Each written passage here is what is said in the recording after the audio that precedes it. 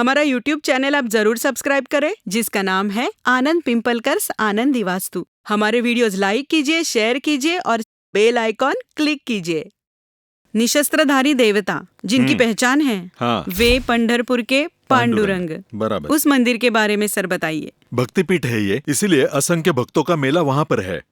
युगे 28 विटेवरी उभा, कर कटावरी ठेवूनिया। ध्यान से सुनिए, युगे 28 विटेवरी उभा। वास्तुशास्त्र में ईंट को बहुत महत्व है और इसीलिए यह पंढरपुर का निशस्त्र पांडुरंग भक्तों के कल्याण के लिए कहाँ खड़ा है? ईंट पर। मतलब वास्तुशास्त्र में ईंट को बहुत महत्व है। और ये ईंट किसने फेंकी थी?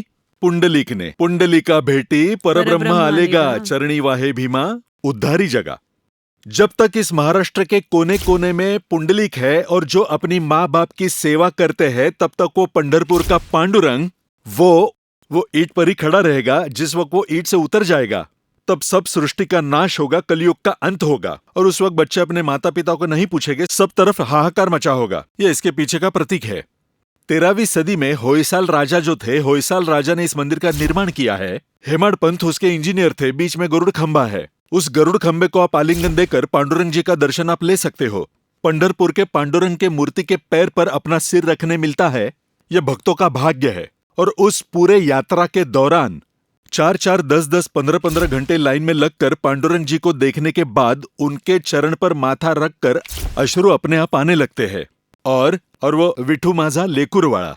और ऐसे पंढरपुर के पांडुरंग की पहली सीढ़ी ये भगवान नामदेव जी के समाधि से शुरू होती है। इसीलिए पंढरपुर के पांडुरंग के मंदिर में जाते वक्त पहले भक्त की समाधि है और फिर उस समाधि को छूकर आगे बढ़ना है। लेकिन नामदेव महाराज जी का कहना था कि असंख्य भक्तों के पैरों की धूल समाधि पर गिरे और उसके बाद पांडुरंग का दर्शन हो। यही भक्तिपीठ का महिमा है। वास्तुशास्त्र के अनुसार जब हेमाड पंथ जी ने इस प्रकार के मंदिर का निर्माण किया, उस कालावधि में, यानी जब चौल घराना था या होलसाल घराना था, तो इन सभी घरानों में मंदिर बांधते समय वास्तुशास्त्र का बहुत अभ्यास करके उन मंदिरों को बांधा गया, जिसमें पत्थर, लकड़ी इनका उपयोग करके अष्टक कोण का उपयोग किया गया। और एक प्राचीन मंदिर करके विठ्ठल पांडुरंग के मंदिर का अभ्यास करने के बाद हमें बहुत चीजें वास्तुशास्त्र अनुसार क्लियर होती है। वहां अगर पानी का संचय आप देखो तो वो पूर्व दिशा को, उत्तर दिशा को, आग्नेय दिशा को, धान की कोठी या प्रसाद बनाने की सामग्री, ये सब चीजें वास्तुशास्त्र को अनुकूल है। बाहर से आप कहीं भी खड़े रहे तो वो विग्रह यानी पंढरपुर का पांडुरंग नजर आता है। इस तरह पंढरपुर के पांडुरंग का महिमा अगाध है। इसलिए ये भक्तिपीठ है। इसलिए हर एक के चरणों में पांडुरंग देखने की और हर ईंट में पांडुरंग देखने हमें संतों ने बताया, शास्त्रों ने बताया है।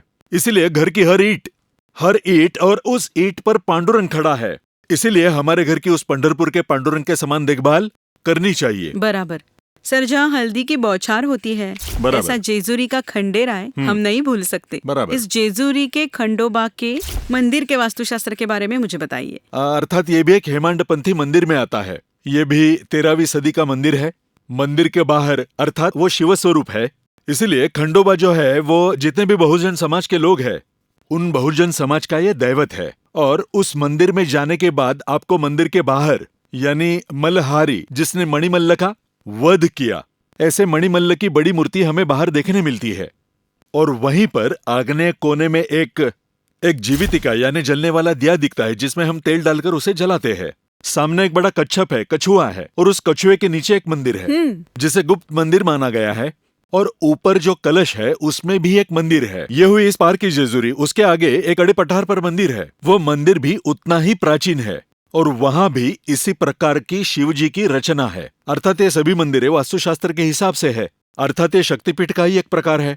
और यहाँ जो बेल भंडारा उड़ाया जाता है, इसके कारण जेजुरी सोने की दिखती है। अर्थात ये शिव स्वरूप होने के कारण उसे दो पत्नियां हैं, एक बानु और म्हालसा। वहां म्हालसा का मंदिर ऊपर है और बानु का नीचे है, जहां एक बड़ी शिला हमें दिखाई देती है जो पत्थर बनके वहां गिरी है। नारद जी का मंदिर है, बहुत सारे हैं, खंडोबा जी की तलवार है।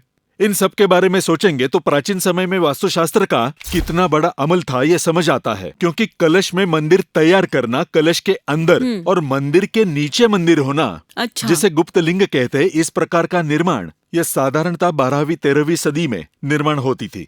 सर, आपने मंदिरों की इतनी अच्छी जानकारी हमें दी, इसलिए बहुत शुक्रिया। आज के लिए हम यहीं रुकेंगे। नमस्कार।